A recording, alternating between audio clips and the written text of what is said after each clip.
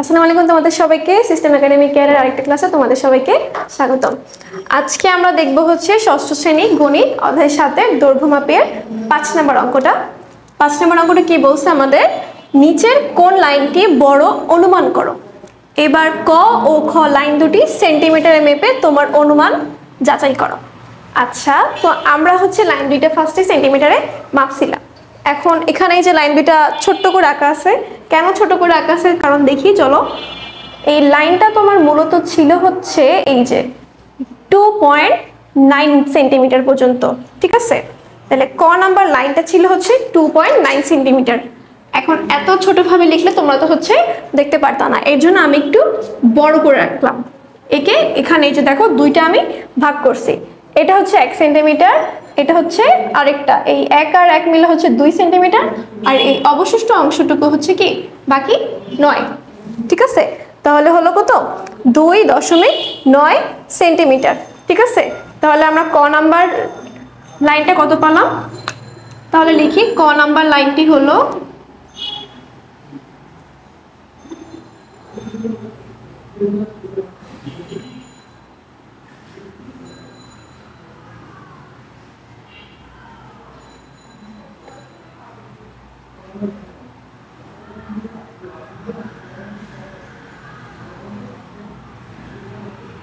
2.9 centimetre. এবার আমরা খ নাম্বার লাইনটা দেখব। খ নাম্বার লাইনটা ছিল হচ্ছে আমাদের 3 সেন্টিমিটার। এখানেও সেম 3 সেন্টিমিটারটা কি আসে, অনেক ছোট আসে, যেটা আমরা দেখতে পারবো না, এর জন্য আমরা এখানে বড় করে রাখছি, 3টা ভাগ করছি। এটা হচ্ছে 1 সেন্টিমিটার, এটা হচ্ছে 1 সেন্টিমিটার, এটা হচ্ছে আরেকটা সেন্টিমিটার, তাহলে তিনটা মিলে কত হলো 3 সেন্টিমিটার। তাহলে আমরা কত লিখতে পারবো, যে খ নং লাইনটি হলো 3 সেন্টিমিটার।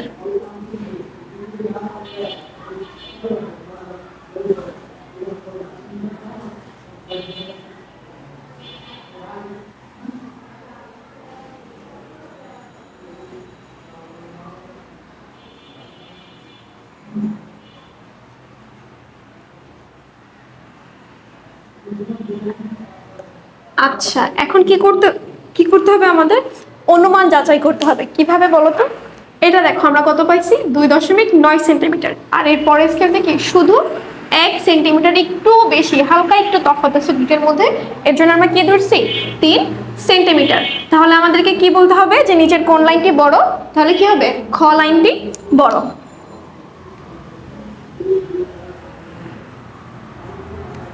অতএব নিচে খ নং লাইনটি বড়।